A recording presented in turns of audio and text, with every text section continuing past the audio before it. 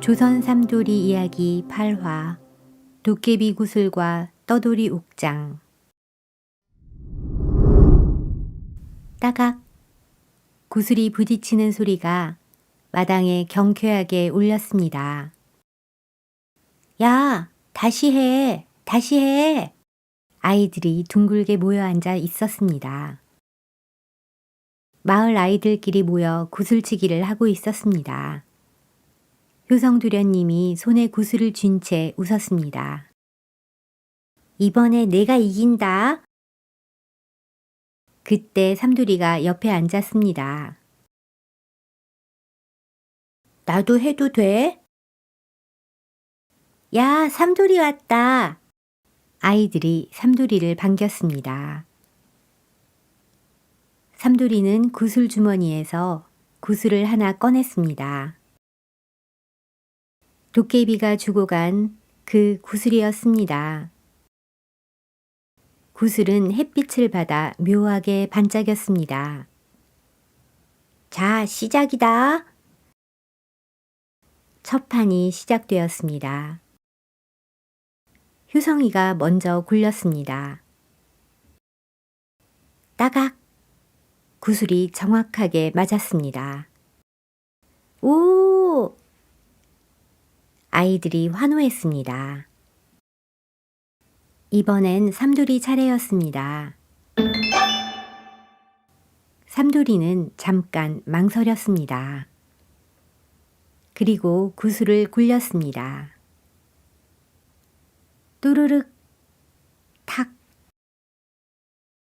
묘하게 이상하게 살짝 빗나간 것 같던 구슬이 끝에서 방향을 바꾸듯 튕기며 딱 맞아버렸습니다. 효성이가 눈을 크게 떴습니다. 야, 방금 뭐냐? 삼돌이도 멈칫했습니다. 나도 몰라요. 다음 판 또각.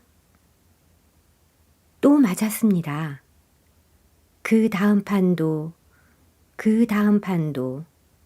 또 맞았습니다. 아이들 사이에서 웅성거림이 일었습니다. 야, 쟤 왜 저렇게 잘해? 원래 저 정도였나? 효성두련님이 삼돌이를 빤히 쳐다봤습니다. 너 연습했냐? 삼돌이는 고개를 저었습니다. 아니요. 하지만 손안의 구슬이 묘하게 따뜻하게 느껴졌습니다. 판은 점점 진행됐습니다. 삼돌이는 계속 이겼습니다. 너무 잘 맞았습니다. 각도가 안 되는 것도 들어갔고 튕겨나갈 것도 다시 들어왔습니다. 아이들의 표정이 조금씩 굳어갔습니다. 마지막 판이었습니다. 가장 어려운 자리였습니다. 누가 봐도 저건 안 된다 싶은 각도였습니다. 효성이가 말했습니다. 이건 못 맞춘다. 삼돌이도 알았습니다. 이건 안 되는 자리였습니다. 그런데 손안의 구슬이 살짝 떨리는 것 같았습니다. 삼돌이는 조심스럽게 굴렸습니다. 또르륵 구슬이 벽에 부딪혔습니다. 그리고 툭 말도 안 되는 방향으로 꺾이며 정확하게 맞아버렸습니다. 정적이 흘렀고 아이들은 말을 잃었습니다. 야! 누군가가 중얼거렸습니다. 저거 반칙 아니냐? 공기가 조금 식었습니다. 삼돌이 손이 멈췄습니다. 가슴이 이상하게 답답했습니다. 이긴 건 맞는데 기분이 좋지 않았습니다. 그때였습니다. 멀리서 그 모습을 지켜보던 한 사람이 있었습니다. 옥을 깎고 만드는 떠돌이 옥장이었습니다. 그의 시선은 삼돌이가 아니라 그 손에 들린 구슬에 꽂혀 있었습니다. 옥장의 눈이 서서히 가늘어졌습니다. 아니 저건? 하고 작게 중얼거렸습니다. 그냥 구슬이 아니군. 해가 지고 아이들은 하나둘 흩어졌습니다. 효성이가 삼돌이 옆에서 말했습니다. 야, 너 오늘 이상했다. 삼돌이는 아무 말도 하지 않았습니다. 삼돌이는 주머니 속 구슬을 조용히 쥐었습니다. 잠시 후 삼돌이가 낮은 목소리로 입을 열었습니다. 도련님, 이 구슬 도깨비가 준 거 좀 이상한 것 같아요. 효성이 고개를 기울였습니다. 이상하긴 했지. 아까 그건 너 실력이 아니잖아.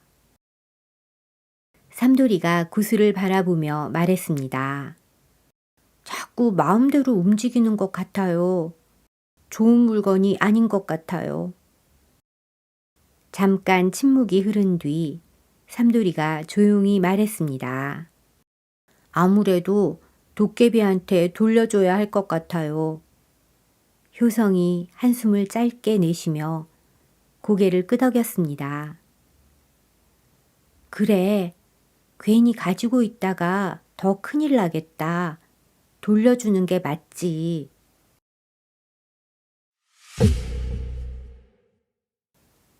그날 밤 바람이 살짝 불었습니다. 삐걱하고 문이 아주 조금 열렸습니다. 그림자가 조용히 삼돌이네 방 안으로 스며들었습니다. 발소리는 거의 들리지 않았습니다. 그리고 낮은 목소리로 그림자의 주인이 말했습니다. 낮에 봤다. 삼돌이 눈이 번쩍 떠졌습니다. 어둠 속에서 그 목소리가 다시 들렸습니다. 그 구슬. 잠시 침묵이 흐르더니 이내 한 걸음 다가오는 것이었습니다. 어디에 있지? 삼돌이는 숨을 죽인 채 자리에서 몸을 일으켰습니다. 어둠 속에서 형체는 잘 보이지 않았지만 그 누군가의 기척은 틀림없었습니다. 삼돌이는 주머니에 손을 넣어 구슬을 손에 꼭 쥐었습니다. 그러자 손에 쥐고 있던 구슬이 미세하게 따뜻해졌습니다. 삼돌이가 낮게 말했습니다. 누구세요?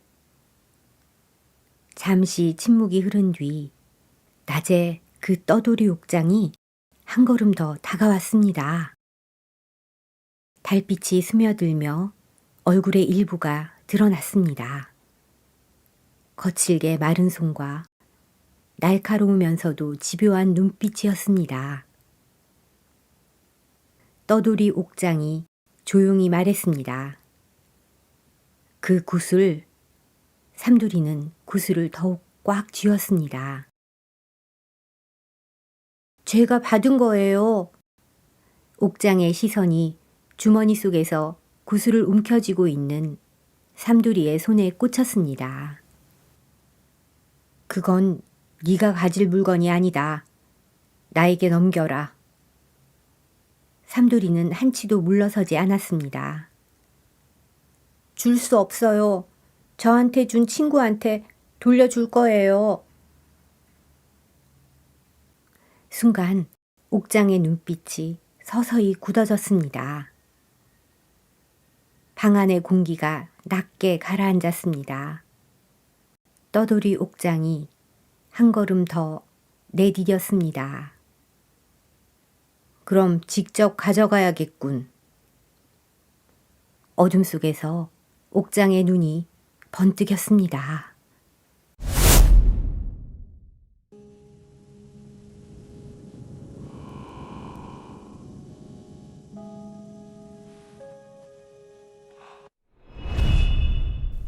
도깨비 구슬과 떠돌이 옥장의 비밀. 옥장은 평생 전국의 산천을 돌며 귀한 돌과 보석을 깎아온 장인이었습니다. 도깨비 구슬이 일반인 눈에는 그저 예쁜 구슬이었겠지만 그의 눈엔 달랐습니다. 저건 산에서 캐낸 옥이 아니다. 인간 세상에 존재할 수 없는 귀신이나 도깨비의 기운이 서린 영물이야. 옥장은 그 구슬을 녹여 임금님께 바칠 보검이나 장신구를 만들 생각뿐이었습니다. 그러면 천하제일의 명성을 얻는 것은 시간 문제였으니까요. 욕심에 눈이 먼 옥장이 삼두리를 잡으려던 순간 삼두리가 앉은 채로 뒤로 물러나며 엉뚱하게 물었습니다. 아저씨, 근데 이거 가져가면 아저씨도 구슬치기 대왕 되는 거예요? 그거 되게 피곤한데. 옥장이 당황해 멈칫하는 사이 삼두리는 그 구슬과 함께 주머니에 넣어두었던 낮에 길가에서 주워둔 평범한 돌멩이 하나를 휙 던졌습니다. 자, 여기요. 옥장이 본능적으로 그것을 낚아채려 몸을 날렸고 그 순간 방 안의 촛불이 파랗게 변하며 낮게 웃는 소리가 들렸습니다. 내 선물을 탐내는 인간이 또 있네. 도깨비 깨비였습니다. 도깨비의 기운에 눌린 옥장은 비명을 지르며 도망쳤고 방 안엔 다시 정적이 찾아왔습니다. 도깨비는 한동안 아무 말도 하지 않고 삼두리를 바라봤습니다. 웃고 있는 것 같기도 하고 아닌 것 같기도 했습니다. 삼두리는 구슬을 내밀었습니다. 이거 가져가. 돌려줄게. 도깨비는 삼두리가 돌려주는 구슬을 바로 받지 않았습니다. 대신 고개를 살짝 기울이며 삼두리에게 물었습니다. 왜? 삼두리가 잠시 생각하다가 말했습니다. 이걸 쓰면 내가 잘하는 건지 이 구슬이 잘하는 건지 모르겠어. 도깨비의 입꼬리가 아주 조금 올라갔습니다. 그래서 돌려주겠다고? 삼두리는 고개를 끄덕였습니다. 응. 잠시 정적이 흘렀습니다. 그런데 그때였습니다. 바깥에서 아주 희미하게 누군가 숨을 죽이는 기척이 느껴졌습니다. 삼두리는 눈이 문 쪽으로 향했습니다. 도깨비도 알고 있었다는 듯 웃었습니다. 아직 끝난 거 아니야. 낮게 중얼거렸습니다. 도깨비는 구슬을 받지 않았습니다. 대신 삼두리 손을 밀어냈습니다. 그건 내가 끝내. 삼두리는 놀란 눈으로 도깨비를 바라봤습니다. 내가? 도깨비는 뒤로 물러나며 말했습니다. 인간 일은 인간이 마무리하는 거지. 그 말을 남기고 도깨비의 모습이 연기처럼 흐려졌습니다. 사라지기 직전 한마디가 더 남았습니다. 야, 삼두리. 왜? 또 보자. 도깨비 깨비가 완전히 사라지고 난 뒤 방 안은 고요해졌습니다. 하지만 문 밖에는 여전히 기척이 남아 있었습니다. 아주 조용히 누군가 다시 움직이고 있었습니다. 삼돌이는 심호흡을 하고 난 후 밖을 향해 말했습니다. 들어오세요, 아저씨. 그러자 문이 스르르 열리고 떠돌이 옥장이 들어옵니다. 옥장의 얼굴은 탐욕과 분노로 뒤엉켜 있었습니다. 도깨비의 기운에 눌려 도망은 쳤지만 구슬에 대한 집착이 그를 다시 이 방으로 이끈 것입니다. 일단 좀 앉으세요, 아저씨. 옥장이 삼돌이 발치에 주저앉으며 거친 손마디를 만지작거렸습니다. 삼돌이가 말했습니다. 아저씨, 아저씨는 누구신데 이 구슬을 어떻게 알고 또 저를 어떻게 알고 찾아오신 거예요? 옥장은 우연히 길에서 그 구슬치기 하는 삼돌이를 보고 따라와서 집을 알아 놓았다고 말했습니다. 그리고는 나는 이름도 잊은 채 팔도를 떠도는 늙은 옥장이다. 사람들이 나를 옥귀라고 부르기도 하지. 귀신처럼 옥만 찾아다닌다고 말이야. 옥장은 품에서 때 묻은 조각칼을 꺼내 달빛에 비춰보며 말을 이었습니다. 수십 년 전 나도 너처럼 어린 시절이 있었지. 그때 우연히 산속에서 도깨비를 만났고 놈들이 가지고 놀던 푸른 화수분이라 불리는 옥석을 봤단다. 그 빛깔이 얼마나 영롱하던지 내 눈이 멀어버릴 정도였어. 나는 자연스럽게 옥장이 되었고 그 푸른 화수분을 본 이후로는 그 빛을 잊지 못해 평생을 헤맸어. 옥장의 눈에 서리빨 같은 집착이 서렸습니다. 전국의 강바닥을 뒤지고 산을 깎고 다녀도 그날 본 그 빛은 찾을 수가 없더구나. 그러다 오늘날 네 손에서 그 빛을 다시 본 거야. 햇빛이나 달빛을 받으면 묘하게 스스로 길을 찾아가는 그 움직임. 그건 인간의 솜씨가 아니다. 도깨비의 숨결이 닿은 영물이지. 떠돌이 옥장은 삼돌이를 빤히 바라보며 낮게 읊조렸습니다. 나는 이 구슬을 녹여서 세상에 없는 보물을 만들 거다. 누구나 우러러보는 해와 달보다 빛나는 작품을 완성해서 내 평생에 한을 풀 거야. 얘야, 너 같은 아이가 구슬치기 장난감으로 쓰기엔 이 구슬은 너무나 위험하고도 위대한 물건이란다. 그러니 내게 넘겨라. 이건 내 평생의 소원이야. 삼돌이는 침착하게 주머니에서 구슬을 꺼냈습니다. 아저씨, 이 구슬 정말 갖고 싶으세요? 삼돌이가 옥장의 눈을 똑바로 쳐다보며 물었습니다. 옥장은 눈앞의 옥구슬을 놓칠세라 더욱 간절한 눈빛과 몸짓을 담아 말합니다. 물론이야. 이건 세상에 없는 영물이다. 삼돌이는 구슬을 방바닥에 가만히 내려놓았습니다. 그리고 옥장을 향해 부드럽게 말했습니다. 이 구슬은 도깨비 친구가 저한테 준 선물이에요. 제가 이걸로 구슬치기를 했을 때 자꾸 구슬이 마음대로 움직여서 무서웠어요. 제 실력이 아닌 것 같았거든요. 옥장이 움찔했습니다. 삼돌이의 목소리에는 욕심이 아닌 진심 어린 걱정이 담겨 있었기 때문입니다. 아저씨는 멋진 물건을 만드는 분이시잖아요.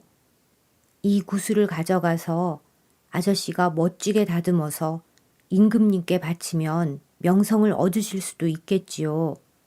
하지만 그 물건이 도깨비 장난이 깃든 물건이라면 정말 괜찮은 걸까요? 삼돌이의 질문에 옥장의 눈동자가 흔들렸습니다. 평생 돌을 깎으며 진정한 아름다움을 쫓았던 장인으로서의 자존심이 꿈틀거린 것입니다. 아저씨, 제가 오늘 낮에 구슬치기를 하는데요. 구슬이 막 말도 안 되게 굴러다니더니 제가 다 이겨버리는 거예요. 처음엔 이겨서 기분이 좋았는데 나중엔 무서웠어요. 구슬이 마음대로 굴러가는 게 어쩐지 겁이 났어요. 저는 이 구슬로 동네 아이들 구슬을 다 따는 것보다 친구들과 구슬치기 하고 재밌게 노는 게 더 좋은 것 같아요. 아저씨도 도깨비 물건 말고 아저씨만의 기술로 만든 물건이 더 멋있을 것 같아요. 잠시 정적이 흐르더니 옥장의 입에서 깊은 한숨이 새어나왔습니다. 어린 놈이 나보다 낫구나. 옥장은 바닥에 놓인 도깨비 구슬을 허탈하게 바라보았습니다. 내가 어린 너에게서 구슬을 빼앗으려 했다니 내가 잠시 미쳤었나 보구나. 옥장은 천천히 몸을 돌렸습니다. 문을 나서기 직전 그는 삼돌이를 향해 작게 고개를 끄덕였습니다. 내 말이 맞다. 진짜 보물은 내 손끝에서 나오는 거지. 고맙다 꼬마야. 옥장의 뒷모습이 어둠 속으로 사라지자 방 안엔 다시 고요가 찾아왔습니다. 삼돌이는 바닥에 놓인 구슬을 소중하게 주워 구슬함에 넣었습니다.